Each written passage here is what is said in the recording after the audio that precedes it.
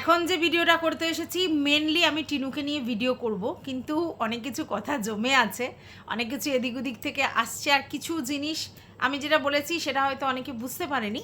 তো সেই সমস্ত কিছু নিয়ে একটু ক্ল্যারিফাই করে দিয়ে তারপর টিনার কন্টেন্টে যাব।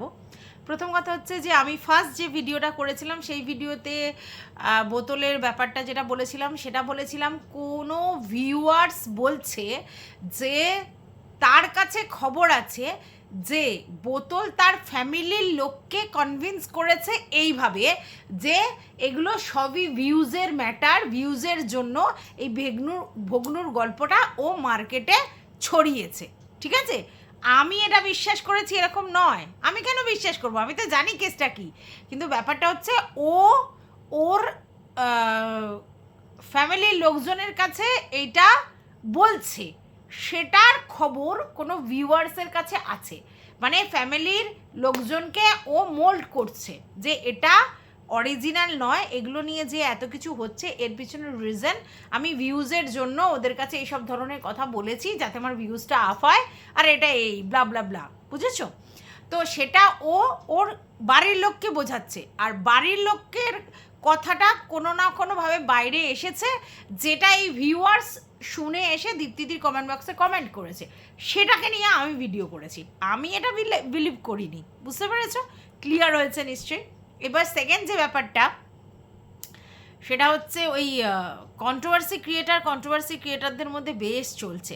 না অনেকেই বলে আমি কন্ট্রোভার্সি ক্রিয়েটারদের নিয়ে ভিডিও করি না, কেউ বলে আমি শুধু ব্লগারদের নিয়ে কন্টেন্ট করি। ওই যে লেজে পা পড়লে সবাই এসে কন্টেন্ট করে, ঠিক আছে? তাহলে একদিনের জন্যও যদি কোনো কন্ট্রোভার্সি ক্রিয়েটারকে নিয়ে ভিডিও করে, তার মানে সে কন্ট্রোভার্সি ক্রিয়েটারকে নিয়ে ভিডিও করে। এবার কেউ যদি বলে রেগুলারলি আমি ব্লগারকে নিয়ে ভিডিও করি, মানে আমি যাতে হনু, অথচ আমি প্রয়োজন পড়লে কন্ট্রোভার্সি ক্রিয়েটারকে নিয়ে ভিডিও করি, তার মুখ থেকে এটাও বেরোচ্ছে যে একটা সময় সে বোতলকে নিয়ে রেগুলার ভিডিও করছিল। তো বোতল তো কন্ট্রোভার্সি ক্রিয়েটার হিসেবেই পরিচিত, তাহলে তো কন্ট্রোভার্সি ক্রিয়েটারকে নিয়েই ভিডিও হচ্ছে। তাই প্রয়োজনে সবাই সবটা করে, আলটিমেটলি কন্টেন্টের জন্য করে। এবার ধরো এদের মেন ফোকাসটা কি? এদের মেন ফোকাসটা ব্লগার, তার কারণ অনেক ব্লগার রয়েছে ছড়িয়ে ছিটিয়ে, তাদের ওখান থেকে কন্ট্রোভার্সি যদি তৈরি হয়ে যায় তাহলে সেই দিয়ে ভিডিও করা যায়। এবার অনেক সময় হয় ব্লগারদের নিয়ে সেরকম কিছু বলার থাকে না, বা সেটা দর্শকরা অত শুনতে চায় না, তখন তারা কন্ট্রোভার্সি ক্রিয়েটারদেরকে নিয়েও করে। তাহলে কন্ট্রোভার্সি ক্রিয়েটারকে নিয়ে একদিন দুদিন যে কদিনই ভিডিও করা হোক, আলটিমেটলি তারা নিজের সহ ক্রিয়েটার কন্ট্রোভার্সি ক্রিয়েটারদের নিয়েও ভিডিও করে। তাহলে বড় নাক নাড়তে এখানে কেউ আসবেন না যে আমি না কন্ট্রোভার্সি ক্রিয়েটারদের নিয়ে ভিডিও করি না, আমি না সহ ক্রিয়েটারদের নিয়ে ভিডিও করি না। প্রয়োজন পড়লে সবাই সব করে, কন্টেন্ট উৎপন্ন হলেই, কন্ট্রোভার্সি উৎপন্ন হলেই। আচ্ছা, এটা গেল 1 নম্বর। 2 নম্বর কথা হচ্ছে এ বলছে ওর সঙ্গে যোগাযোগ আছে, ও বলছে ওর সঙ্গে যোগাযোগ আছে, সে বলছে সে তার সঙ্গে যোগাযোগ আছে। এবার দেখো, যোগাযোগ আছে মানে কি? মানে রীতিমতো তারা ফোন আলাপ করে, কেউ তাকে খবর দেয়, কেউ সে খবর কালেক্ট করে। এবার আমরা খুব ভালো করে জানি যে যোগাযোগ রেখে ভিডিও করলে একটু তো ভিডিওতে ভিউজ হবেই, বেশি হবে। আচ্ছা, তারপরে যদি আমি বড় বড় করে নাম লিখি, ম্যান্ডি আর স্যান্ডির কথা না বলে একদম তাদের নিজস্ব নাম নিয়ে ওর সঙ্গে আজ কথা বললাম, ওর থেকে আজকের এটা জানলাম, এটা করলাম, লোকের কিউরিসিটি হবে। তো মানুষ তো এখানে দুরকমভাবে ভিউজ ইনকাম করে। একটা কিছু ক্রিয়েটারকে কিছু ভিউয়ার্স পছন্দ করে, তার কথা পছন্দ করে, তার জন্য দেখতে যায়, ঠিক আছে? আর একটা কিউরিসিটি উৎপন্ন করতে পারছে কি না। সে যদি কিউরিসিটি উৎপন্ন করতে পারে তাহলে ভিউয়ার্সরা তার কথা পছন্দ করুক না করুক তার ভিডিওতে ভিউজ দিতে যায়, যে দেখি তো কি বলেছে, বুঝতে পেরেছো? তো সেই জন্য দেখতে যায়। তো এইভাবেই তো আলটিমেটলি দেখো ভিউজ গেইন করবার জন্যই এত বড় ফান্ডা। এবার আমি যদি বলি আমি রেগুলার কন্টেন্ট করি না, আমি বছরে একবার আসি, দিনে একবার আসি, 4 বার আসি, তার মানেটা কি যে আমার এত টাকার লোভ নেই, ওদের বেশি টাকার লোভ? একটা মানুষ প্রত্যেক দিন 2-3টে করে ভিডিও করে, তার মানে যে কাজটা সে করছে সেই কাজটার প্রতি সে কনসেন্ট্রেট করে কাজ করছে। হ্যাঁ, এবারে ফ্যামিলিতে কোনো অসুবিধা থাকলে করে না, সেটা আলাদা কথা, বা সময় পায় না, বা কোথাও গেছে তাই করেনি, আলাদা কথা। নাহলে কিন্তু রেগুলার সে ভিডিও করে। আর কিছু লোকজন আছে তারা রেগুলার ভিডিও করে না, তার কারণ অনেকগুলো আছে। তারা অন্য অন্য সোশ্যাল সাইডেও ইনভলভ, এটা হতে পারে তার ফ্যামিলিতে তাদের ছেলেপুলেরা আপকামিং পরীক্ষাগুলো মানে যে আমাদের বোর্ডের এক্সামগুলো দিচ্ছে তার জন্য সে করতে পারে না, সেটা আলাদা কথা। তাহলে সেটা তো তার কোনো না কোনো কারণে অবস্ট্রাকেল আছে, তাই করে না। অবস্ট্রাকেল যদি না থাকতো তাহলে সেও ভিডিও করতো। তাহলে যে 3টে বা 2টো করে ভিডিও করছে তাকে ছোট করার মানেটা কি, আমি এটা বুঝে পাই না। মানে এগুলো ছোটই করা, যে তোমাদের এত খাই যে তোমরা প্রত্যেক 2-3টে করে ভিডিও করো। বেশ করি 2-3টে করে ভিডিও করি, কারণ হচ্ছে আমরা আমাদের কাজের প্রতি কনসেন্ট্রেট করি। তাও তো আমি মনে করি যে আমার নিজের কারণে বহু দিন এরম হয়েছে আমি টাইম টু টাইম ভিডিও দিতে পারিনি। ডিসিপ্লিন একটা কাজের জন্য খুব বেশি প্রয়োজন। এই যে সকালবেলা একটা ভিডিও, দুপুরবেলা একটা ভিডিও, রাত্রিবেলা একটা ভিডিও, এরমভাবে যদি তুমি ডিসিপ্লিন ওয়াইজ দাও তাহলে তোমার ভিউয়ার্সরা বুঝবে যে এই টাইমে আমার ভিডিও ঠিক আসবে, এই টাইমে আমি যাকে পছন্দ করি তার ভিডিও আসবে, দেখে নেব। আর নাহলে তোমারটা সার্চ করতে হয়, কোনো সময় নোটিফিকেশান পায় না, অনেক অসুবিধা হয় তুমি যদি টাইম ইরেগুলার করো। তো আমার সেটা হয়ে যায় এবং সেটা আমি মনে করি আমার ফেলিওর, আমার ফল্ট, যে আমি ঠিক মতো টাইমে ভিডিও দিতে পারি না। আর একটা কাজ করতে এসে, একটা প্রফেশনে এসে আমি যদি ঠিকঠাক নিজেকে সেই কাজে না লাগাতে পারি, আমি যদি আমার মনমানি করি, তাহলে কি হয় না। তো ডিসিপ্লিন খুব মানে দরকার। সেখানে কেউ যদি তোমার এই ডিসিপ্লিন কাজ করাটাকে বলে যে তুমি এতই কন্টেন্টের ভুকা, এতই টাকার ভুকা, তার জন্য তুমি এইভাবে কাজ করো, তাহলে আমি বলবো তাকে হিউমিলেট করছে। এখানে ভুকা ফুকার কিছু নেই। কন্টেন্ট করতে এসেছি, আমি সময় পেলে 3টে করে কন্টেন্ট করব না? হ্যাঁ, আমার প্রয়োজন অনুযায়ী। এবার আমি যদি মনে করি না আমি সারাক্ষণ আমার বাড়ির পিছনে টাইম দিয়ে আমি একটা ভিডিও করার টাইম পাচ্ছি, করবে, সেটা তার ব্যাপার। কিন্তু তার জন্য যে 3টে করছে তাকে হিউমিলেট করার কোনো মানে হয় না, তাই না? আচ্ছা, এটা গেল 1 নম্বর। আচ্ছা, এইবার চলে আসি আমাদের এই যে স্যান্ডি ম্যান্ডি পিয়াক্কার সবাই জানে। এখন তো আমরা এটাও জেনে গেছি যে গোল্ডি দিদিও বড় পিয়াক্কার। ইনফ্যাক্ট ওই 5 জনের গ্রুপ যেটা, তাতে মোটামুটি সবাই পিয়াক্কার ছিল, এটা পরিষ্কার। আর ম্যান্ডি স্যান্ডি তো আমরা জানি পিয়াক্কার, ঠিক আছে, সবাই জানে সেটা, কারণ লাইভে এসে মাতলামো করেছে মানে তাদের তো সবাই জানে। কিন্তু নতুন একটা খবর, সেটা হচ্ছে স্যান্ডি ম্যান্ডি এবং তার গোল্ডি দিদি, এরা 3 জনে মিলে, গোল্ডি দিদি একবার স্যান্ডি ম্যান্ডির বাড়িতে এসেছিল, সেই সময় 3 জনে মিলে এত নেশা করেছে, এত বুধ হয়েছে যে ম্যান্ডি গোল্ডি দিদির কোলে মাথা দিয়ে মানে শুয়ে পড়েছে, মানে কথা বলার মুডে নেই আর কি, মানে পুরো ল্যাদ খেয়ে গেছে। আর গোল্ডি দিদি আর স্যান্ডি সারা রাত কথা বলেছে, ঠিক আছে। তার মানে এর থেকে এটা পরিষ্কার যে ওয়েভ লেন্থ মেলে গোল্ডি দিদির সঙ্গে স্যান্ডি দাদার। কারণ এটা আমরা আগেও শুনেছি, ম্যান্ডিকে বলা হয়নি যে হুলহুলা ফোন করেছিল স্যান্ডিকে, স্যান্ডি আর গোল্ডি দিদির মধ্যে কথা হয়েছিল, ঠিক আছে। এবং সেই গোল্ডি দিদি আবার সেই কথা হচ্ছে কোনো না কোনোভাবে কাউকে ফাঁস করেছিল, যেটা কিনা আবার বোতল জানতে পেরেছিল। এবং বোতল সেই জন্য বলেছিল যে এইটা জানবি তো যে স্যান্ডির আর গোল্ডি দিদির কথা, দুজনের মধ্যে কথা, সেটা আমি কি করে জানলাম? তাহলে এ কি সত্যিই বিশ্বস্ত? মানে গোল্ডি দিদির কথা বলেছে। এই জায়গা থেকে আবার আরেকটা জায়গায় চলে যায় লাভ দিয়ে, সেটা হচ্ছে এই গোল্ডি দিদি শুনছি ভেরি রিসেন্ট কি করছে শোনো। এই গোল্ডি দিদি ভেরি রিসেন্ট স্যান্ডি ম্যান্ডির কথা, স্যান্ডি ম্যান্ডির ভিতরের কথা, চ্যাট, এইসব ভিউয়ার্স মারফত কন্ট্রোভার্সি ক্রিয়েটারের কাছে পাঠাচ্ছে। বোঝো, স্যান্ডি ম্যান্ডি এদের সব মানে ওদের সাথে হোয়াটসঅ্যাপে যে কথাগুলো হয়েছে সেই সব কথা সে নাকি কোনো ভিউয়ার্স মারফত কোনো কন্ট্রোভার্সি ক্রিয়েটারের কাছে পাঠাচ্ছে। তার মানে বুঝতে পারছো এই ভদ্রমহিলা এতটা পিএনপিসিতে অ্যাডিক্টেড এবং এর কথা ওকে, ওর কথা তাকে চালাচালিতে অভ্যস্ত যে এই মহিলা নিজেকে কিছুতেই কন্ট্রোল করতে পারছে না। সমানে এর কথা ওকে, ওর কথা তাকে চালিয়ে বেড়াচ্ছে। আর এখন আবার ভিউয়ার্স ভায়া করে কন্ট্রোভার্সি ক্রিয়েটারের কাছে পাঠিয়েছে। মানে এরা কন্ট্রোভার্সি মানে একদম পুরো ভিতরে ঢুকে গেছে। তো এরা সবসময় চায় কন্ট্রোভার্সি হোক, পুরো জায়গাটা একদম সারাক্ষণ কন্ট্রোভার্সিয়াল থাক, যদিও তাতে আমাদের লাভ লস কিছু নেই, কারণ আমরা কন্ট্রোভার্সি পাচ্ছি।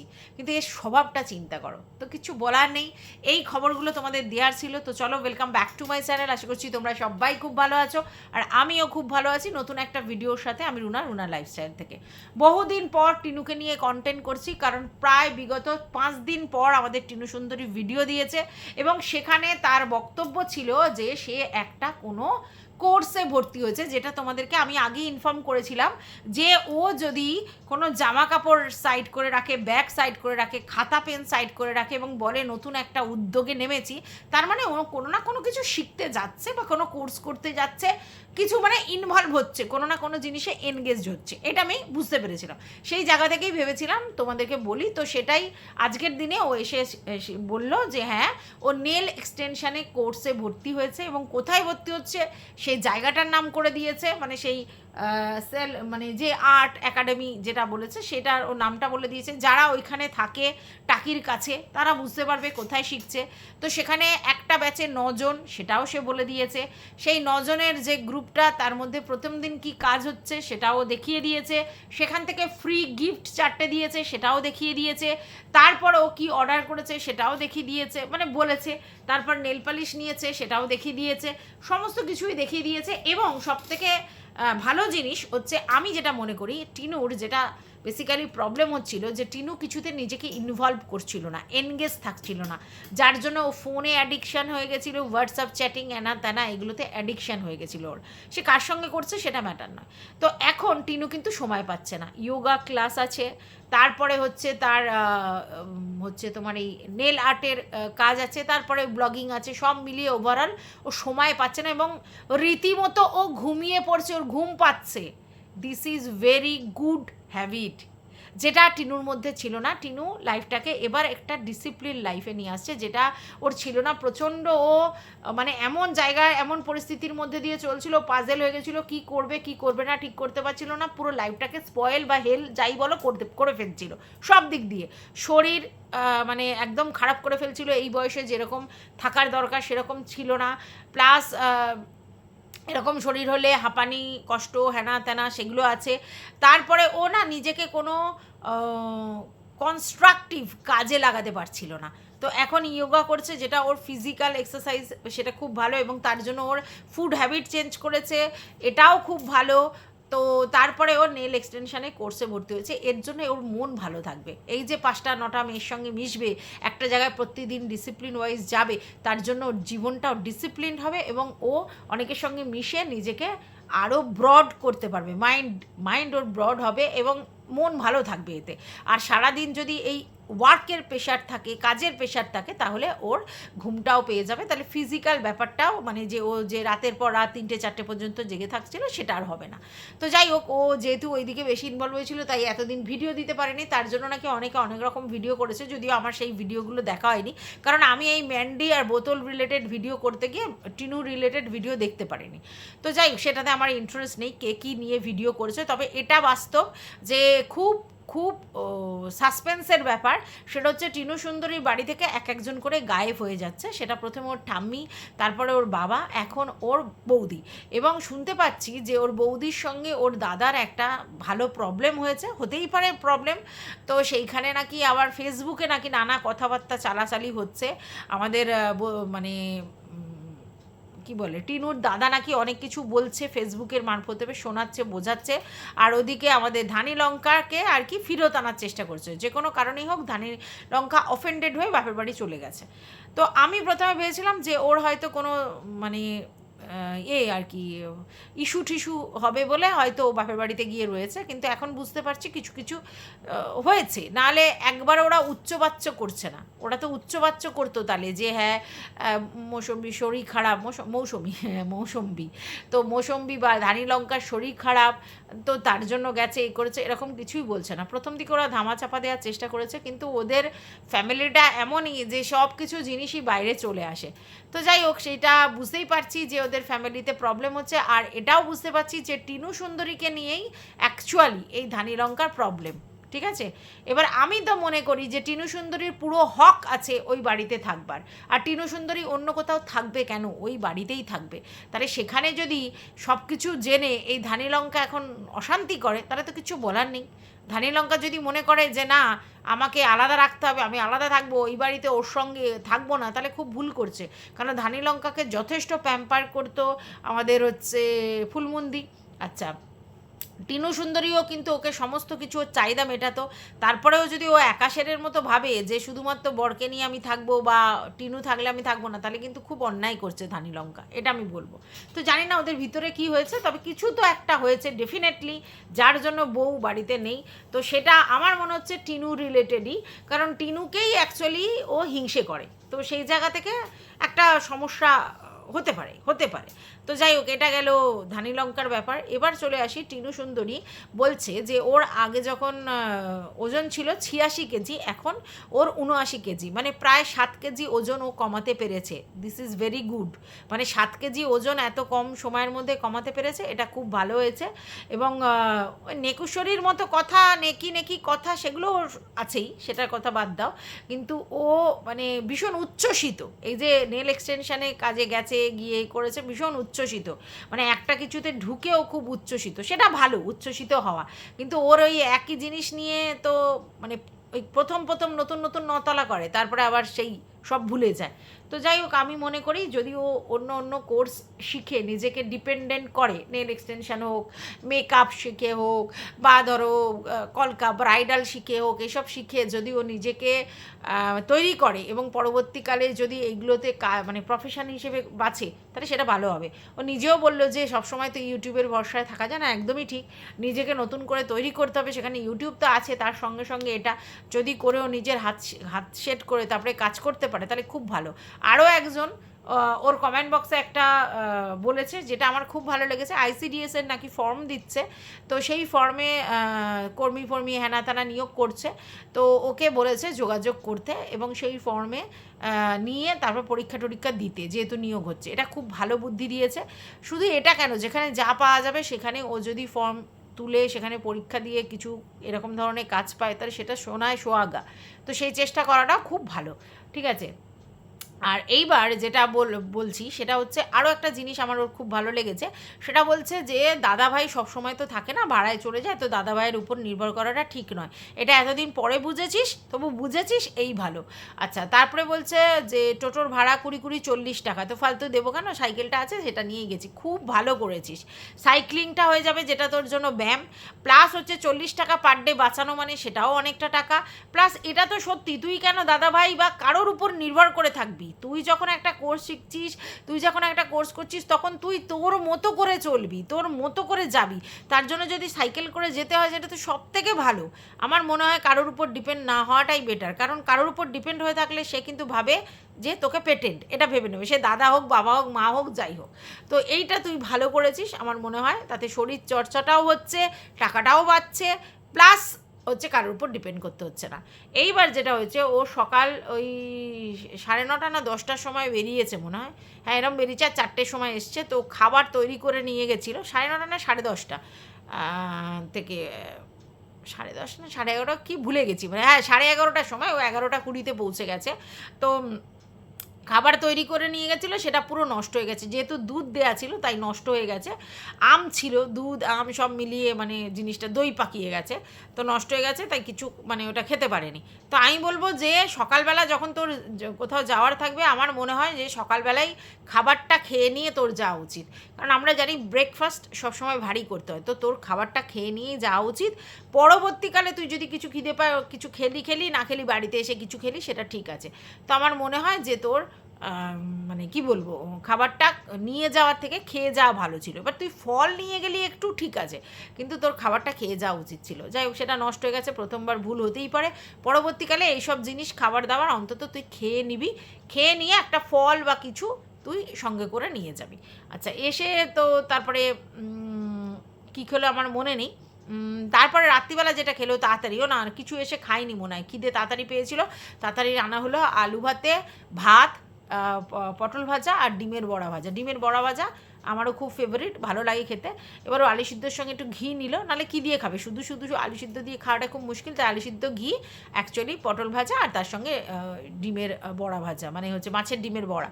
তো ভালো হয়েছে ওভারঅল, এই জিনিসটাই দেখলাম। তারপরে বললো যে ওর উপরের পোর্শান নিচের পোর্শান দুটোই ব্যথা, উপরের পোর্শান হচ্ছে ওই যোগা করে, আর নিচের পোর্শান সাইক্লিং করে ব্যথা, এবং দুটো জায়গায় মানে খুব ব্যথা। এ তো হবেই, মানে মাসেল বেশি থাকলে, ফ্যাট বেশি থাকলে প্রথম একটু ব্যথা হবে, তারপর এটা হ্যাবিট হয়ে গেলে তখন আর কোনো সমস্যা হবে না। তো যাই হোক, আমার ওভারঅল আজকের এই টিনুর ভিডিওটা পেয়ে ভালো লেগেছে। অন্তত বুঝতে পেরেছি যে ও কোনো একটা কনস্ট্রাকটিভ কিছুতে হয়েছে, চলছে। এত কিছুর পর মাইন্ড সেট আপ করে কিছু কনস্ট্রাকটিভে যাওয়াটাই সবথেকে বড় অ্যাচিভমেন্ট আমি মনে করি। তারপর তো সব কিছু আছে। তো যাই হোক, এইটুকু বলেই এই ভিডিওটা শেষ করছি। তোমাদের যদি কিছু বক্তব্য থাকে অবশ্যই কমেন্ট বক্সে জানাবে। ততক্ষণের জন্য টাটা।